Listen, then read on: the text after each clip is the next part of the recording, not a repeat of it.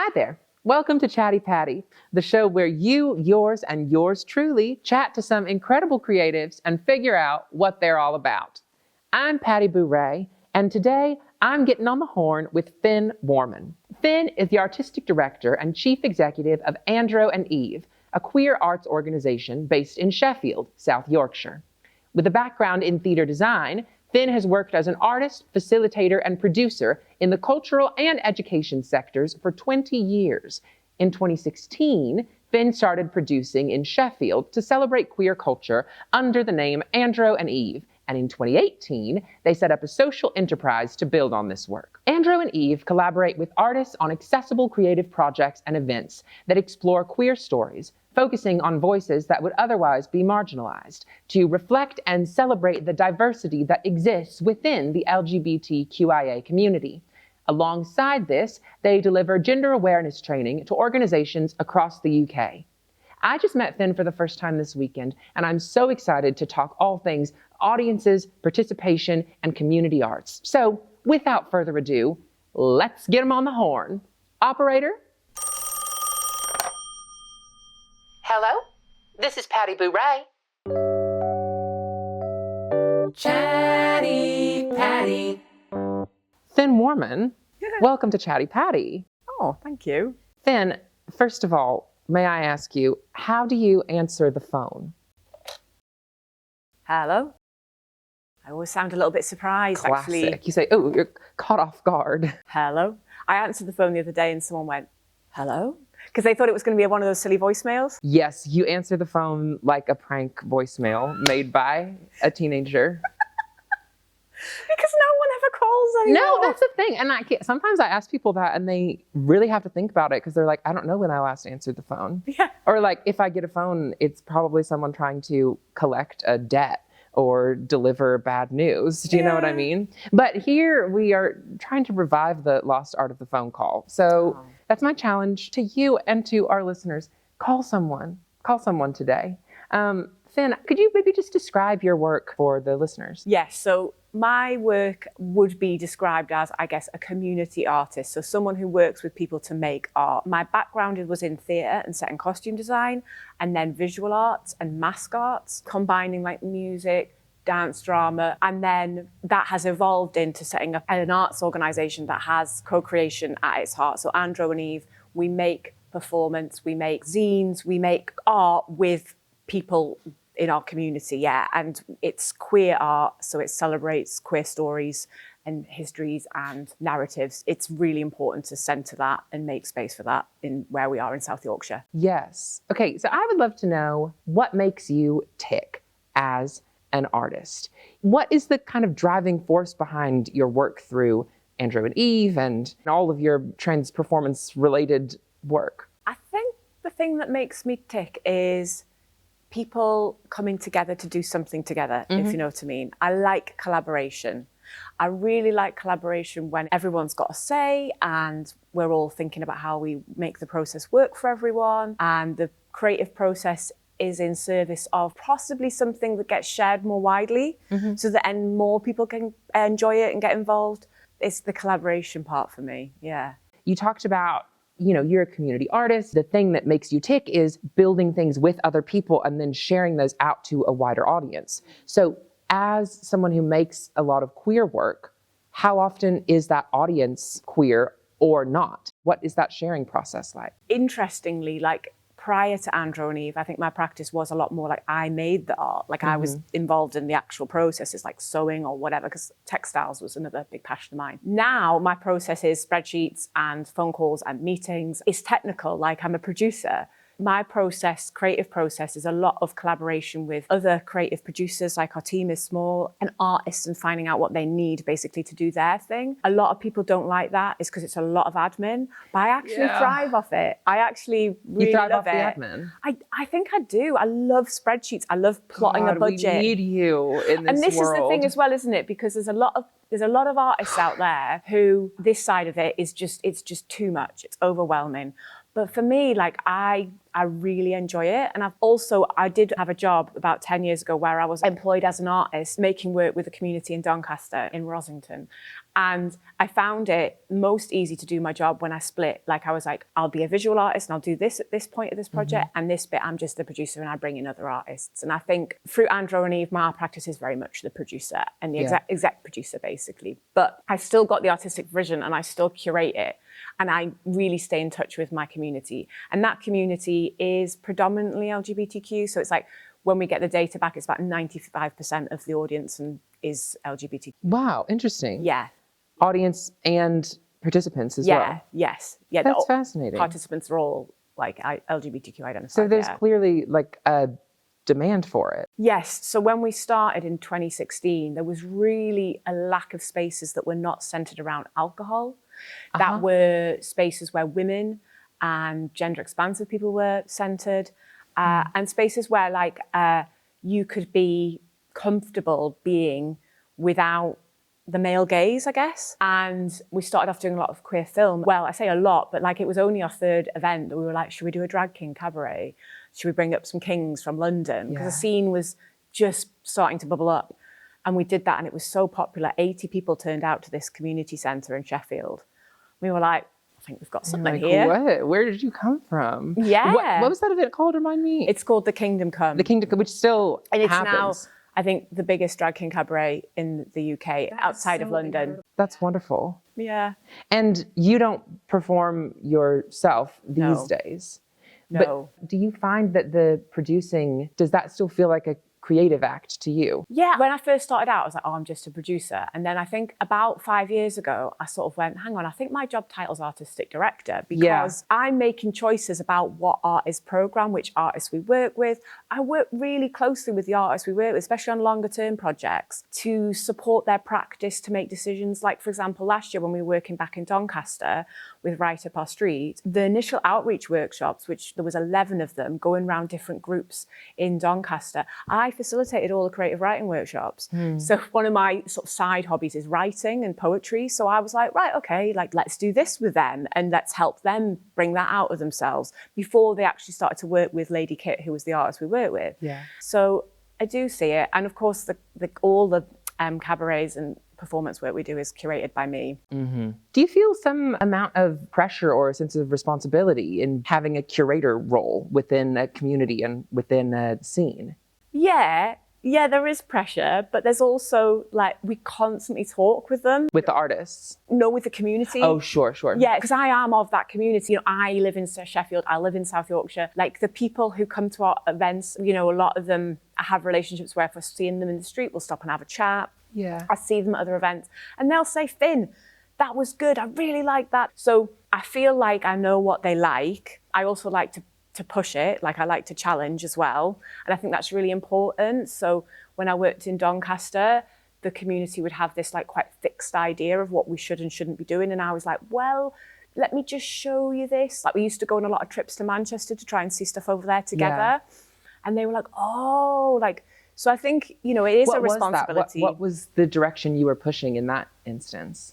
Oh, so I wanted them to do they wanted a big parade, and traditionally in mining villages on May Day, they'd have a parade. Yeah. And they had quite an old-fashioned idea of the parade, you know, because it was traditional in mining communities.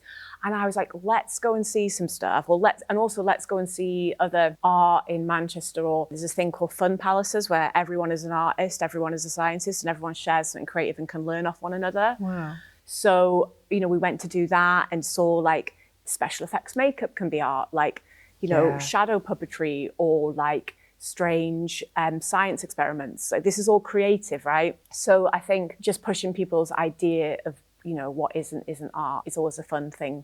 Yeah, absolutely.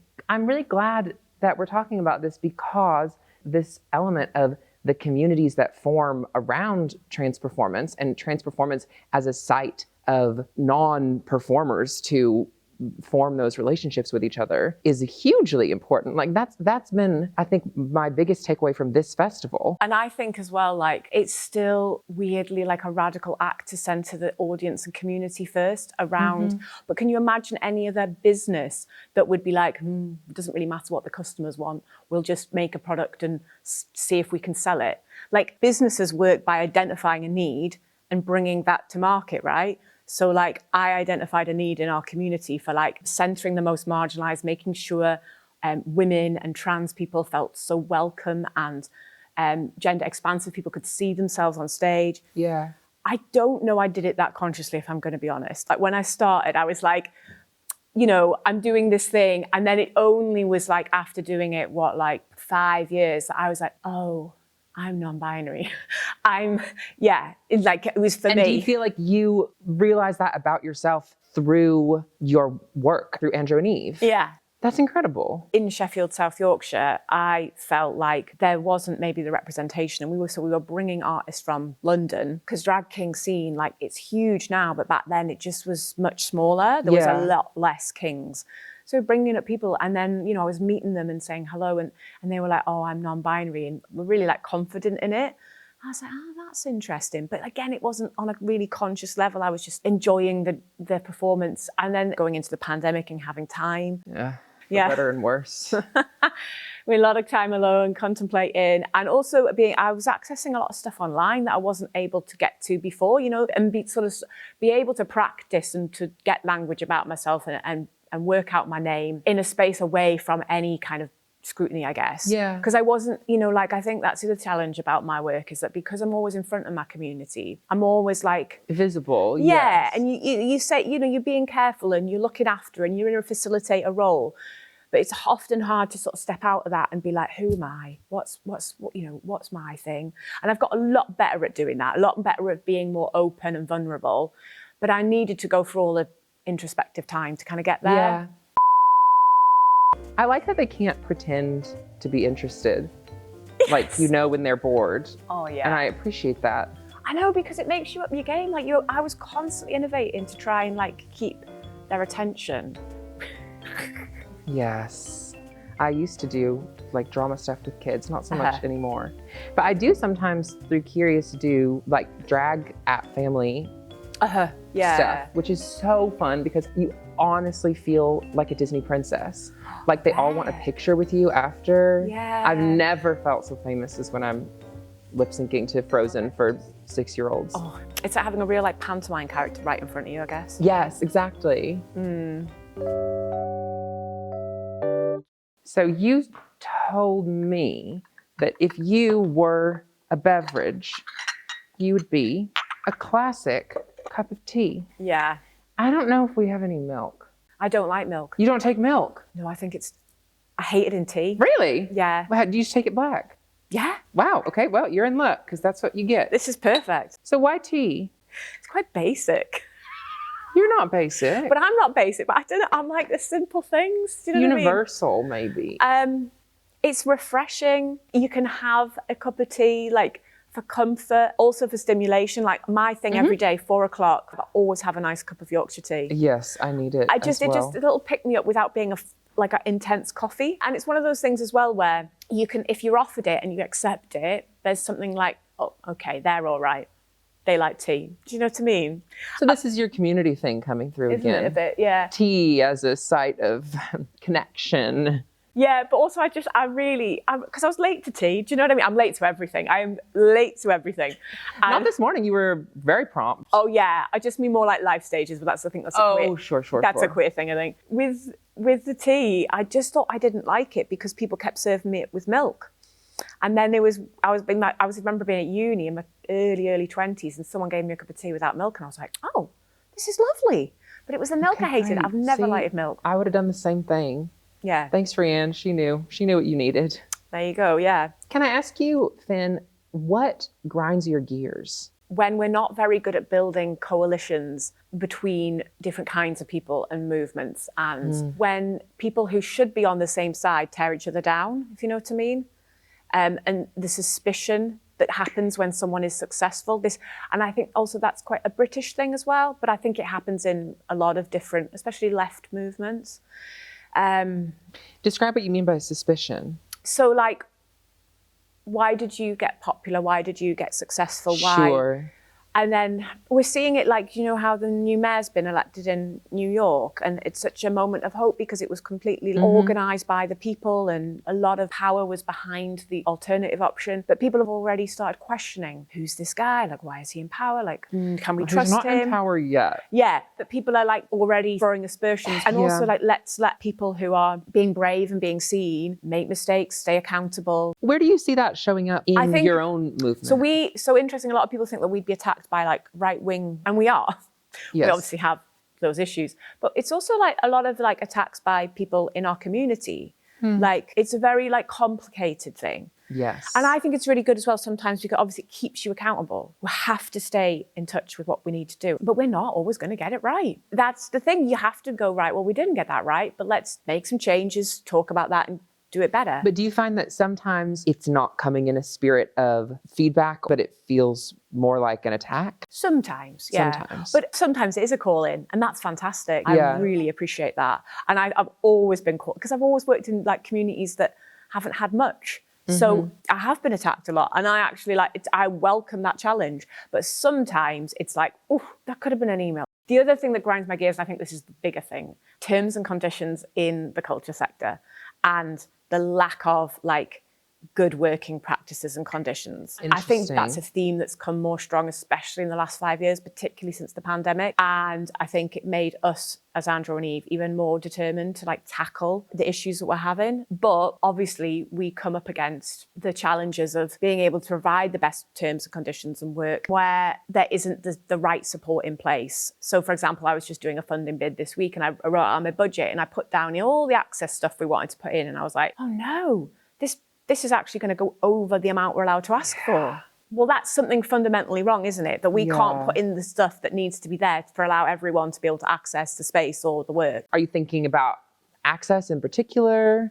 Access, and that can be as simple as who can get to the venue? Can you get there on public transport? Can you get there safely? If you are gender non-conforming, we know that like using public transport can be really tricky. Our community at the moment feels really scared about being visible in public. So we'd love to be able to ride taxis, for example. And drag as well. Like you have to get places at all hours, and often there's not a provision to get into drag at the venue. You have to arrive ready, and I don't drive, so I have to get a cab. Yeah. But then, it's expensive. Yeah, and so we like, for example, like one of the things Andro and Eve always do, we always provide a dressing room, private space to change. We do that for our community as well. We have a changing space if people want to. But also when I'm talking about access and terms and conditions, like, so for example, drag artists, often they will get like a profit share of the show. They don't get a guaranteed fee. A drag seems to be one of those areas of the industry where, unlike actors, for example, with equity contracts, they're not, I mean, there's some great movement to see equity in drag spaces now. Yeah, the drag equity is exciting. Exactly. But a huge task. Oh, it's hard, isn't it? Like I want drag to happen in these messy, kind of inexpensive, kind of seat of our pants spaces. Yeah. And also it comes with such a like an atmosphere of scarcity where you kind of take whatever you can get, even if it's nothing. Yeah. And I think it's really important that there's the kind of like shows and spaces where anyone can get up on stage and have a go and be a drag character. But I think the tricky thing is when you've got artists and perhaps they have intersections of identity that mean that it's going to be harder for them to show up in that space. So they need extra provisions. They need some support there. These things are what we absorb the cost of as producers, but I know a lot of people are not providing those things for their artists. And then what is the point of you doing anything if you're just going to recreate the inequalities that the people who are on stage are trying to fight against, right? You know? I know, it's so hard. Yeah, and of course, most of the artists we platform are trans, women, global majority artists, disabled. Like, we need to provide extra support for them to be in our space. Yeah. And we value the contribution they make to our space because our community has asked for that representation on their stage. They need to see it. It's so important. Yeah, all of that costs money. And I guess that's the other tricky thing, is trying to explain to people who have seen the basement dive bar drag why your stuff is more expensive. That is, oh boy, that is hard. That's or something that I like operate in a theater space. Like I do some bar drag, but a lot. Oh, Don't spill in the tea, quite literally. Spill in the tea. Here we go, folks. A lot of what I do is theater and costs theater money to make and comes at theater ticket prices. But I think it's hard to explain to someone that, yes, you can see a drag queen in the club for free, and that's great. And I'm just doing a different thing, but just also with my eyebrows drawn on and a wig. Do you know what I mean? It is really difficult, I think, when people have expectations around what an art form looks like and how much it should cost. It's hard to make people approach things in a different way. Yeah, and we've got sliding scale tickets, and we've always had that since like 2017. You know, if they're not willing to fork out some money to see some art, they'll make another choice about where to spend that money, which is their choice, absolutely fine. But we are entitled to ask for money to see and have this experience. And we still give free tickets for our refugee friends. We work really closely with a group in Sheffield. But then I went to the theatre recently and I was like, wow, that's the ticket price. And it was like the cheapest one was £10 more what we charged for our most expensive ticket. And I was like, it was only going to last an hour. Our shows last 3 hours, you know? Oh my God, bang for your buck. Yeah. Please hold. Can I ask you what you're proudest of? Oh, I'll get emotional. I think the thing I'm proudest of is still doing this 9 years on. Yeah. It just takes so much work. Even when we haven't got Arts Council funding, like we haven't been funded by Arts Council since 2022, but every time we keep adapting. Wow. And we keep being resilient. And I say we, but it's a lot of me. Yeah. Yeah, it's my labour. There are a board of volunteer directors, but to still be here after all this time and in the climate we've been working in, it's a huge achievement. It's remarkable. It's absolutely remarkable. I want to see drag kings on even bigger stages or having even more visibility. And with our gender awareness training, you know, the clients we work with, I'd like to go deeper. We're offering consultancy services now. So I feel like I want people to like make structural change, not just do a training session and go tick that box. You know, like I want to see change in the industry. And I also want to model what it looks like to run a company where people are looked after and have rest time and downtime. That's super rare in the arts. I talk to other people who do what I do. They're amazed that I'm employed by the company. But I was like, we're doing this freelance. I know the risks of that. The way that you start to think of time off as something that's a luxury, not a given. And so the process and the practice is like, my annual leave is plotted into the cycle of the year from the start of the year. Apparently that's revolutionary, but it shouldn't be, right? God, it sounds revolutionary to me, which is so sad.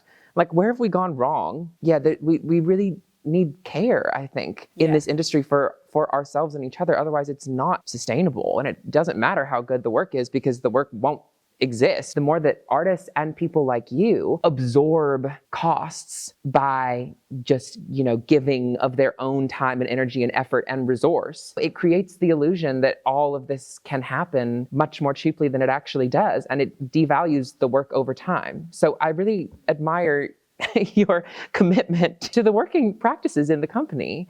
I really, really think it's important to, like, existentially important to the art form. That's another thing that happens in the arts where people like say their values are like inclusivity, or they'll say their values are like championing everyone, but the team doing the actual work are like all exhausted and burnt out. Exactly. And the producer role is often not thought about. As an audience member, maybe you can't see the toll that it's taking on people behind the scenes. Yeah. It's also super ableist as well. Absolutely. You know, it shouldn't be that people who can work a 50-hour week get to do this. And financially as well, because you may be working a 50-hour week, but you're not being paid for 50 hours. So it means that the only people who can do those jobs are people who can work more hours for less money. Yeah, which I can't afford to do. Right. Yes. I literally can't. Like, no, I'm not from a background with money. So like, it was so important to me that I'm paid I get a pay slip. Freelance was great for a time, but of course I've seen budgets being cut from every part of society. I remember being like, well, as soon as I can become an employee, I'm going to do that because I need to bake in the equality for me in the structure of this company. And my dream is to have team members who are employed like me and have those terms and conditions. Because there are certain members of our team that we work with on a freelance basis, and they like that. That suits them because they've developed these amazing practices or they've gone and got jobs in other places. But I would really like to be able to say all these people are supported on a regular basis by us and we work together. how can people support your work and your company and your community, and how can they stay abreast of what you're doing? You can support Andro and Eve by following us on social media, but even more important, subscribe to our newsletter, because social media, we are constantly invisible on there. Yeah. You know, we have stuff with shadow bans and things like that. So being on the newsletter list means you get it in your inbox. Or you can just go to our website regularly. You know, we keep that updated, androandeve.com, you know. Where's your newsletter? Can you get to the newsletter through the website? Yeah, super it's easy. Andro, ANDROANDEVE.com, all spelled out. Right. Okay, great. On social media, we're Andro and Eve. We're also on LinkedIn now. So if you want to... So professional. Do you know what I mean? If you want to share it to your workplace, you know, you've got training. Our training we deliver through the UK, and your workplace may need some gender awareness training. Great. Yeah. And then we also, you know, we take donations, so you can do that. But in the autumn, winter, we're going to launch a membership scheme, so people can support on an ongoing basis and tap into our work. We'll have digital offers as well as physical offers as well. Oh, I'm just really rooting for you. I have to come to Sheffield. I have to come to Kingdom Come. Yeah. Some of the kings that come, they look out on the 300 people, because it's 300 people sitting down watching this, and they're like, we would never get this many people in London. I mean, London's pretty saturated as a market. There are audiences, which is wonderful, but there's also lots of offerings. So when you are putting on the one thing, it's not to be missed. People are going to go if they want to go, because that's their chance to go. And that creates a really special atmosphere, I think. Okay, Finn, it has been such a delight speaking to you. I suppose there's only one question left to ask, which is, Finn Warman, can I have your number?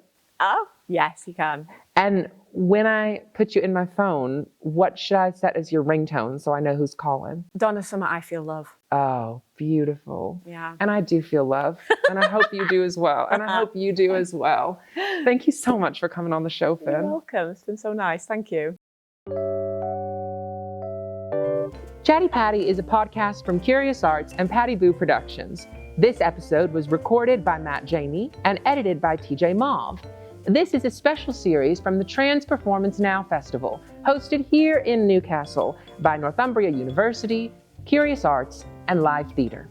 You can follow Curious at Curious_Arts and me at Patti Boo Rae. And if you want to support the trans folks in your community, consider writing to your MP to express your frustration with the recent developments in anti-trans legislation here in the UK.